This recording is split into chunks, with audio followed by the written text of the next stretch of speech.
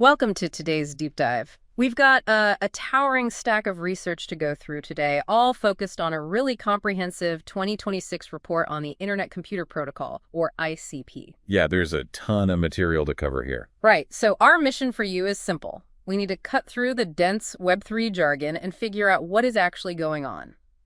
Is ICP truly the world computer capable of replacing cloud giants like AWS, or is it just another highly speculative blockchain? Which is a very valid question, given the history of this space. Exactly. Okay, let's unpack this. The traditional internet you use every day relies heavily on a centralized oligopoly. You already know the players: Amazon, Google, Microsoft. They own the digital real estate. Yeah, which creates huge enterprise risks, from single points of failure to outright algorithmic censorship. Right, and historically, blockchain was pitched as the ultimate fix for that. But older networks completely failed at handling heavy computational workloads. You ended up with this weird split reality. Where decentralized networks could handle lightweight smart contracts, but the heavy lifting like front-end web hosting, Actual data storage. right, that was still tethered to those exact same Web 2 hyperscalers. Which makes perfect sense when you look at the staggering cost of data. Storing a single gigabyte of data directly on the Ethereum mainnet costs upwards of tens of millions of dollars. It's completely unviable for a real application. You literally can't host anything that way. So how did ICP actually solve a multi-million-dollar storage problem? By completely rewriting the architecture. They tackled what's known as state bloat through dynamic horizontal subnet scaling. Think of it like a grocery store, dynamically opening up new checkout lanes the second it gets busy, rather than trying to force everyone through one infinitely fast lane. Oh, that makes a lot of sense. Yeah, by breaking the network into discrete subnets, ICP drops the cost of persistent, fully on-chain storage to roughly $5 per gigabyte per year. Wow, that is a sweeping difference. It changes everything for developers. But for the average user, the biggest shift is their reverse gas model. On traditional chains, you have to buy tokens, hook up a cryptographic wallet, and pay volatile gas fees for every single click. ICP flips that script. Okay, just to pause there. So instead of me, the user, hooking up a wallet and paying a fee just to click like on a post, The developer pays for the computing power up front.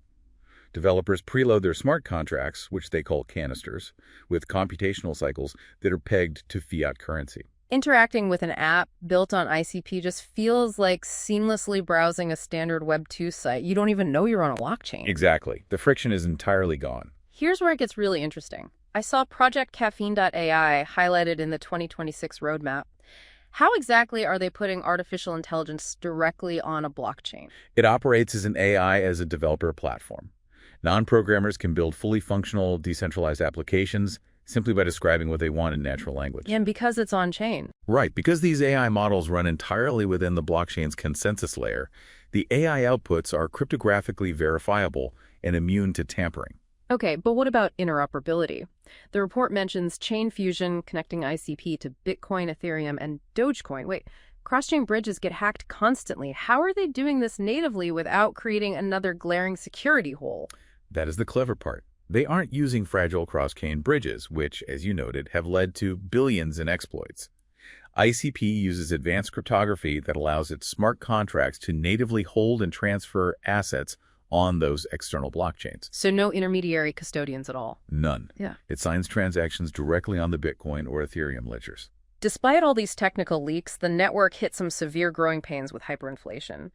What's the deal with this radical economic overhaul? What's fascinating here is the Mission 70 mandate. Early on, ICP used incredibly high token inflation to bootstrap the network. Now, Mission 70 is forcefully creating scarcity, aggressively aiming to slash total inflation from 9.72% down to 2.92%. And they're doing that by cutting rewards to node providers and governance stakers, which sparked the 8-year gang drama.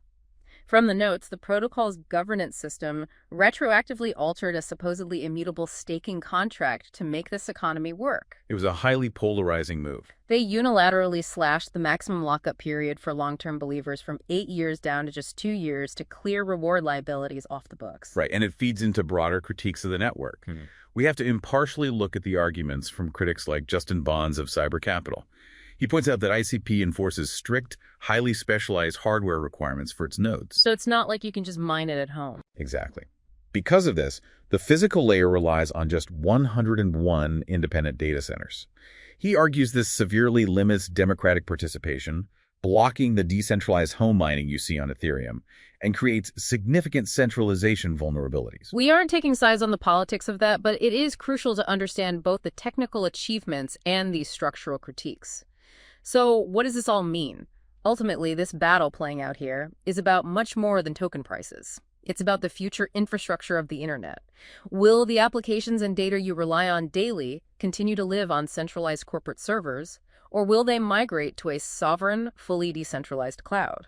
This raises an important question to leave you with. If a decentralized network's governance system can autonomously and unilaterally alter a supposedly immutable 8-year staking contract just to fix its internal economy, does true immutability actually exist anywhere in Web3, or is the underlying code always subordinate to human consensus?